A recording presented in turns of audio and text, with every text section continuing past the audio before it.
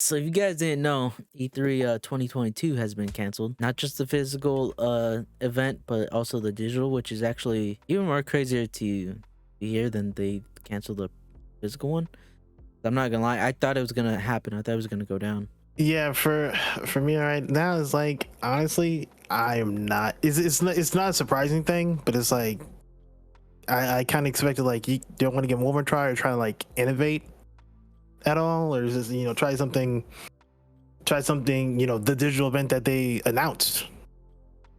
Like it's like you want to try and innovate, still keep up with the community because E3 was a big thing, or was a big thing for people coming up. So it's like it's sad to kind of, I don't know. To me, it kind of seems, even though it says like 2022, maybe it might come back next year with something different. Maybe it's like it's too quick for something to try to be innovative as right now. Well, I just got to the part where it says like It says 2023, but it's like, hey, maybe they would just want to say that as a show phase, and I don't know. It's like, I'm unsure. I don't think they said anything of like why specifically they could. I kind of agree. I'm not gonna lie, I kind of agree with them with the break. It's kind of like the Call of Duty stuff. They're pretty much saying like it's been getting stale. It's no secret. So like they're taking a year off to just be literally brainstorming on what they could do. Be like, how do we change this up? How do we, whether it's a show, how the way they get presented. It's I think it's a good thing rather than a bad thing. But like they have to come correct next year. That's all that means. Because taking a year off of this is like, oh shit. Honestly, to me, it looks like they might just not have E3 anymore after. I don't know. It's been going that way.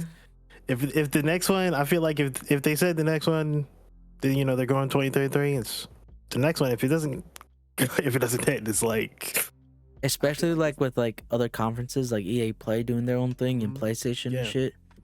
Like yeah, it just feels like the death throes to me. Game Awards might be the new E3 announcement wise. Yeah, I mean that's how it's been going.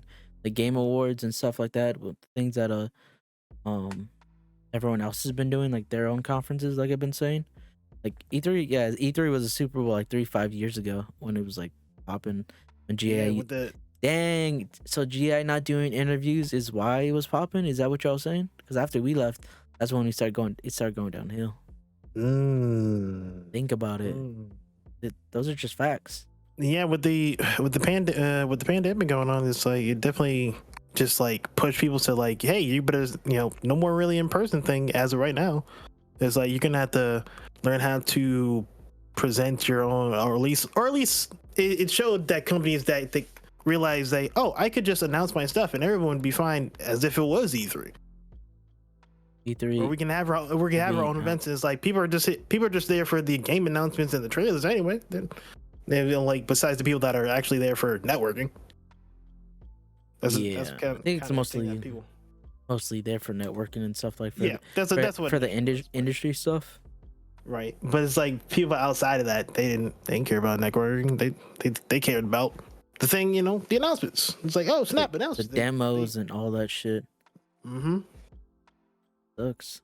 I mean, so this is kind of coming from a guy that's outside of it. What are the like? I guess the idea is that E3 can do better. Because one thing is like maybe cut down on like performances. Something that I'm glad PlayStation has done, like with their events, is they showcase like the games and like here and there give it like announcement and news and updates. But for the most part, they keep it real simple. They don't overthink it. I feel like E3 has been like kind of pushing like all the other shit so far. Like even when like games like are not supposed to be shown yet, like giving us a fucking title card sometimes, like they think it's like really cool, but I'm just like they've done that a lot. They've done like when they're just like showcasing titles. That's why I think it's might be permanently going after after whichever next one, because it's like there's nothing.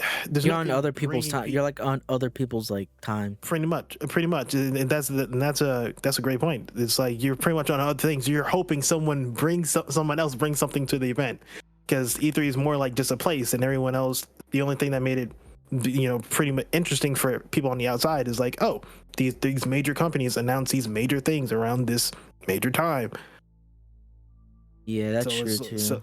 so it's like the why people say Game Awards might be the new thing is like, all right, if it's not just the announcements, you got the awards. The game you like might get honored and be labeled, hey, this is the best game of this year. Look at Jake. That, After they announced that E3 wasn't gonna, Jake Keighley was like, "Hey, yo, no, we're still doing I our saw the shit over wink.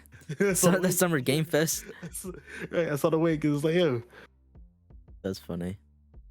And then He's been doing a good job with this too.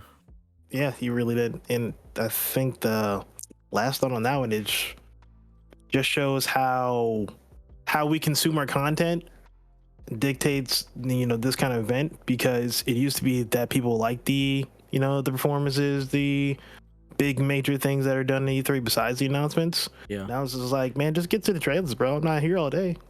I think. Ooh, you know what? Also been fucking over E3.